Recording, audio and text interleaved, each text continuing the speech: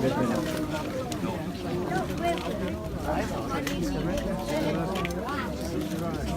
I know.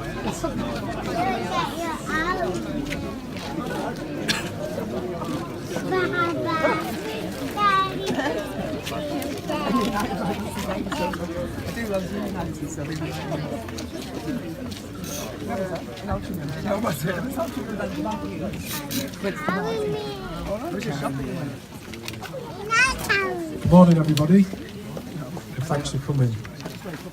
Firstly, I'd just like to thank you all for being here today to celebrate and pay tribute to a man who served Manchester United for 24 years and who would have continued to do so had the Munich air disaster not taken him and 22 others away from their families and friends on the 6th of February 1958. It's lovely to see so many people here. Thanks to Sarah and Karen at Trafford Council and Pauline for helping to make this happen, to St Teresa's for allowing us to use their hall, and to Jim Elms and his fellow members of the Association of Former Manchester United Players for supporting our application and joining us here today. Also thanks to Martin Holland for all his help. We moved into this house in November 2000.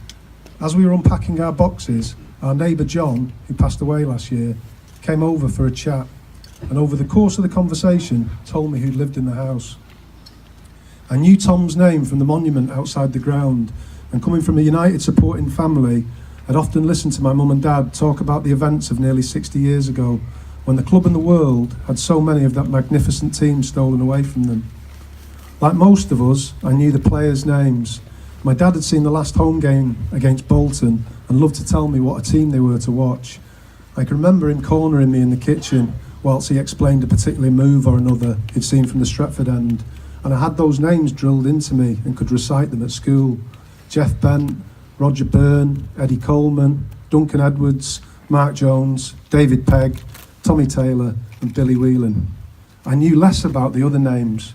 I knew that amongst their number were journalists, aircrew and civilians, and that 3 of the Manchester United staff had lost their lives alongside the players they took such good care of: Bert Wally, Walter Crickmer and Tom Curry. Over the years, on and off, we researched Tom's life and came to realise just how important he'd been to the club. So who was he? He was born in South Shields in 1894 and became a professional footballer, signing forms with Newcastle in 1912 at the age of 18. Before he could make the first team, his career was interrupted, like many men of his generation, by the First World War. He went off to fight, becoming a sergeant in the Royal Engineers. He survived the conflict and resumed his career where it had started, at Newcastle. Over the next decade, he played 235 games for them as a halfback. In the book, The Toon's Greatest 100 Players, Tom is listed at number 86, after Keith Gillespie. He was an important cog in a team that often challenged for the league, finally managing it in 1927. His last appearance was in September 1928, when Newcastle took a 5-0 thumping at the hands of a promising young outfit called Manchester United. He left on a free to join Stockport County and played 19 games for them before retiring a year later. He immediately went into coaching and got his first opportunity at Carlisle United. He carved a real reputation for himself there and remained for 4 years. He made a particular impression on a young Scottish player, a hard-running, gritty right half named Bill Shankly. On one occasion, according to Shankly's autobiography, he'd lost a lot of money playing cards, a total of £60, a huge sum in 1932. To tide him over whilst he was penniless, he received a sub from Tom, who warned him about giving future donations to the old pros. After World War II, while Shankly was at Preston North End, he never forgot his old coach and friend. Eggs were considered a luxury in those early post-war years. Shankly lived near a farm, and every time they travelled to Old Trafford to play, Bill brought a dozen eggs for Tom as a present. In 1934, Scott Duncan came calling and took Tom to United, where he'd remained for the rest of his life. He spent the next 10 years establishing himself as an absolutely essential part of the working of the club. He was always considered a great friend to the younger players, many of them a long way from home. By the time Matt Busby and Jimmy Murphy arrived, Tom, who was known as Tosher to those that knew him well, knew the club inside out and they recognised how lucky they were to have such a long-serving and consummate professional handed to them on a plate. Over the next decade, he was a familiar face in all the changing lineups at United. You can see him in all the photos, sometimes in a suit and sometimes in his familiar white coat. You can see him stood proudly next to the lads of the Crompton and Carey team who won the 1948 FA Cup, and the next generation who took the championship in 56 and 57 with an average age of 22. When Peter McParland flattened Ray Wood and broke his cheekbone in the 1957 FA Cup final, if you watch the Pathé News footage, Tom's the one running onto the pitch to try and fix him up, to keep him there in those pre-substitute days. He was adored by all who knew him and absolutely lived and breathed the club.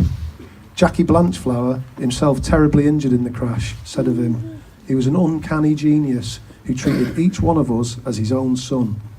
Matt Busby said of him, "Tom Curry was so fond of Old Trafford that he used to bring his open razor to the ground so that he would not waste time shaving at home. If the team played badly, he would leave the razor on the dressing room table and say, 'Help yourself, lads.'" I'll now hand over to Jenny and Elizabeth, Tom's granddaughters, so that they can say a few words.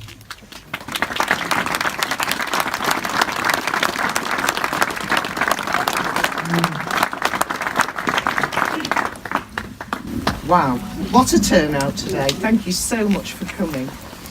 On behalf of Mum, Betty, who can't be with us today, and our whole family, I'd like to thank you all, and to Charlie for his kind words.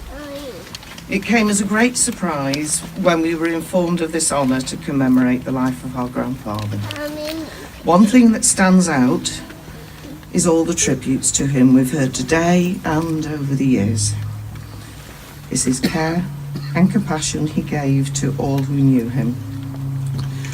To our family, he is our legend and hero, and we grew up with all these tales of his dedication and commitment to the players, teams and colleagues. And he was also a great family man.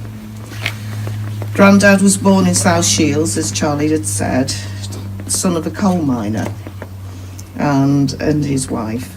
He was the youngest of 6 children, and he met Nana in South Shields, and they married in 1920. George and Tom Jr. were born during his playing career at Newcastle, followed by Betty's arrival in Carlisle at the time he was coach for them. Within a few short years of moving to Manchester to become trainer for United, war was declared. This interrupted the chance for George to follow in his father's footsteps, to become a professional footballer, with many teams interested in his talents. He joined the RAF, received the DFM for services to the country, and continued a career in aviation post-war. Unfortunately, he died in tragic circumstances a number of years ago. He had 2 children, Jean and Margaret. Jean, along with her family, are here today, but unfortunately Margaret's unable to be with us. Like his older brother, Tom Jr. joined the war effort and enlisted in the Merchant Navy, and he was involved in many of the dangerous supply convoys around the world. He continued his seafaring career after the war, eventually becoming captain and commanding his own cargo ship. His life was tragically cut short in 1973 at the escalations of the Troubles in Northern Ireland, where he was killed. This, along with the Munich air disaster, had a profound effect on our grandmother and the whole family. Betty followed in her father's footsteps to become a physiotherapist at Salford Royal Hospital, rising to superintendent, then dedicated her life to the care of her 3 children and mother. Peter, who now lives with his family in the USA, Liz and myself. My brother, sister and I, unfortunately, never met the great man. Peter was days old when he died, and Liz and I came later. But we heard many tales from Nana and Mum, as has been mentioned. We had a lot of contact with Nana during our childhood. We have so many fond memories of staying here at Bedford Road, having sleepovers, parties and holidays in South Shields, visiting family with her. and what a lovely lady she was. She too was much loved among the players and staff of United. Along with Grandad, her faith was very important to her, and they were very active members of Gorse Hill Methodist Church. On her deterioration of her health and ability, she came to live with Betty and our family. The management and players of United kept in contact and visited Nana and our family throughout the years following the disaster.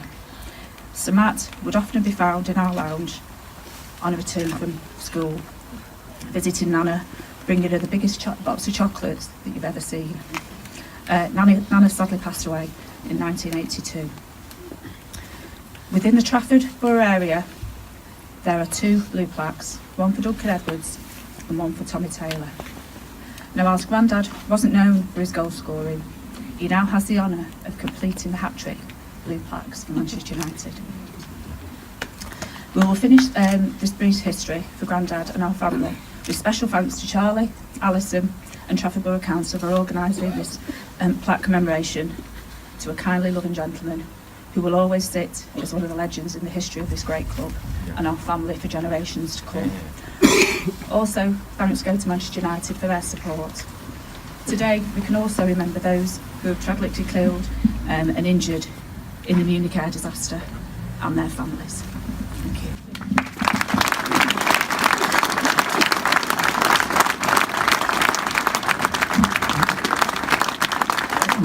We're now going to ask Alan Wardle from the Association of Former Manchester United Players to come forward and say a few words on behalf of the players. Thank you.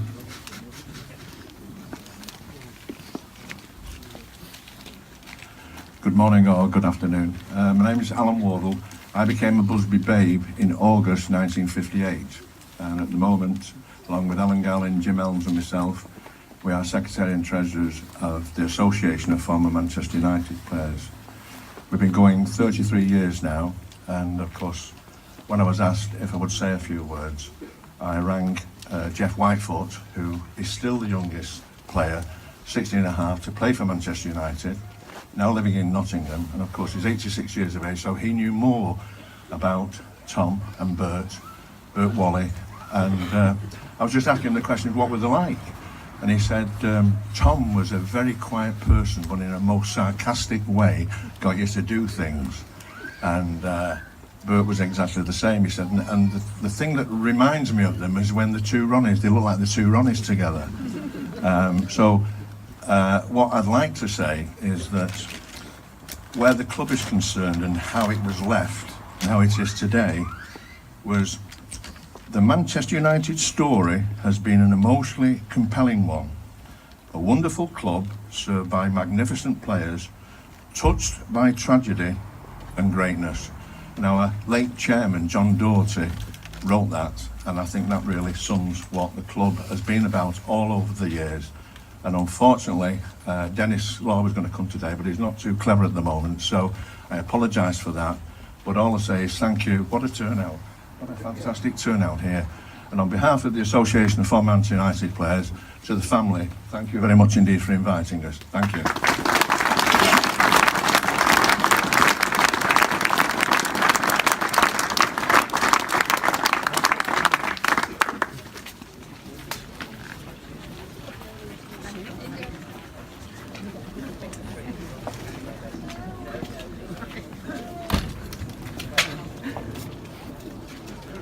We'll be in the garden in a minute.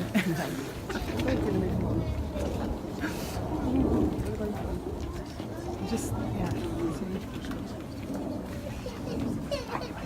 Are we ready? Are you going to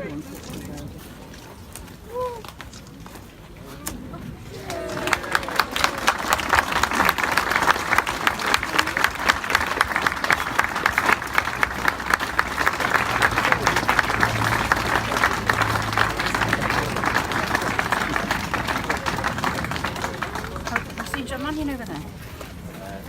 No.